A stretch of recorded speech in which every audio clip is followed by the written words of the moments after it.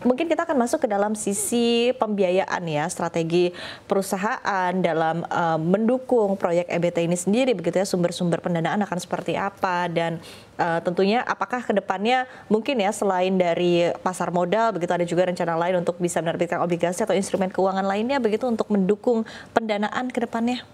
Iya, jadi yang setelah saya ceritakan sebelumnya, ada dua prioritas proyek kami, yaitu PLTA 25 MW dan PLTM 10 MW, yang dimana untuk total investasi dari kedua proyek ini mencapai 1,1 triliun. Nah, untuk kita sama-sama ketahui bahwa untuk mengembangkan sebuah proyek, untuk sisi pembiayaannya, pendanaannya terdiri dari komposisi ekuitas dan juga pembiayaan dari pinjaman. Biasanya ekuitas itu sekitar 20-30%, pinjamannya adalah 70-80%. Untuk porsi ekuitas dari kebutuhan dua proyek ini telah kami dapatkan melalui penggalangan dana ketika IPO yang telah kami lakukan pada Januari kemarin, yaitu sebesar 260 miliar. Untuk porsi pembiayaan atau pendanaan yang diperlukan untuk proyek ini, tentunya kita akan mengeksplor apakah itu ke perbankan, apakah itu ke financial institution yang non-banks, apa itu penerbitan obligasi, itu akan kita eksplor dan akan kami evaluasi mana yang paling menguntungkan untuk para pemegang saham kami, Bu. Gitu. Oke, Pak Robin, kita mungkin berbicara berkaitan dengan tantangan utama yang dihadapi perusahaan dalam percepatan pembangunan pembangkit EBT, begitu ya, kedepannya apakah memang ada sebuah tantangan tersendiri mungkin dari sisi perizinan, tadi pendanaan sudah dijawab begitu ya, mungkin, ataupun juga dari sisi pengembangan teknologi atau kesiapan infrastruktur ke depannya? Jadi mungkin saya highlight beberapa tantangan yang mungkin dihadapi dalam pengembangan EBT di Indonesia. Yang pertama tentunya adalah tantangannya adalah mencocokkan supply dan demand, Bu. Karena potensi-potensi EBT ini hampir seluruhnya berada di remote area. Kalau kita bicara hidro itu di sungai, Bu. Sungainya ini jauh-jauh. Sebagai contoh, lokasi PLTM Parmonangan kami itu kalau dari kota Medan naik mobil kira-kira 9 jam. Jadi remote area. Namun kebutuhan listrik yang relatif lebih besar itu ada di pusat-pusat kota. Jadi ini aja menjadi salah satu tantangan bagaimana caranya bisa mengirimkan listrik dari remote area ini ke pusat-pusat kebutuhan listrik. Namun yang kami lihat sekarang sudah ada perencanaan yang cukup konkret, karena kita lihat di RUPTL yang baru, bukan saja Kementerian SDM dan PLN bukan saja memikirkan penambahan kapasitas listriknya, tapi dia juga merencanakan untuk 10 tahun ke depan akan membangun jaringan listrik sepanjang 47.000 km. Ya. Jadi mudah-mudahan ini bisa menjadi solusi akan mismatch demand, supply dan demand tersebut. Ya, itu ada tantangan pertama. Tantangan yang kedua, kami melihat juga adalah pengadaan lahan.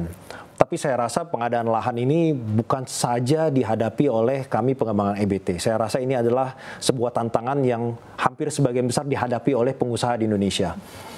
Tapi berdasarkan pengalaman kami percaya bahwa dengan pendekatan yang baik dan juga penjelasan kepada masyarakat sekitar bahwa dengan hadirnya pembangkit kita nanti di komunitas mereka, ini akan memberikan multiplier effect yang luar biasa. Karena ketika kami membangun PLTM Parmonangan kami dahulu, ketika fase konstruksi, masyarakat itu ada yang buka warung-warung makan. Ada masyarakat yang bekerja menjadi pekerja-pekerja harian dengan kontraktor kami. Ada yang supply batu dan lain-lain.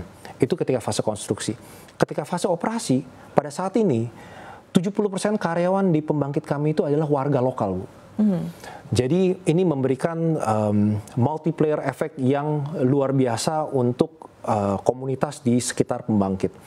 Jadi saya rasa dengan pendekatan yang baik dan penjelasan bahwa multiplier effect ke depannya akan luar biasa, mudah-mudahan ini bisa kita hadapi dengan baik. Namun tentunya tidak lupa ketika menghadapi masyarakat untuk mengadakan lahan, kita tidak boleh lupa untuk tetap menghormati kearifan lokal ataupun budaya lokal setempat. Itu penting untuk kita hargai. Lalu yang ketiga, tantangannya ini adalah menemukan lokasi EBT yang bukan saja potensial, namun juga visible, Bu. Oke. Karena berpotensi itu satu hal, visible untuk seluruh stakeholders itu hal lain, Bu.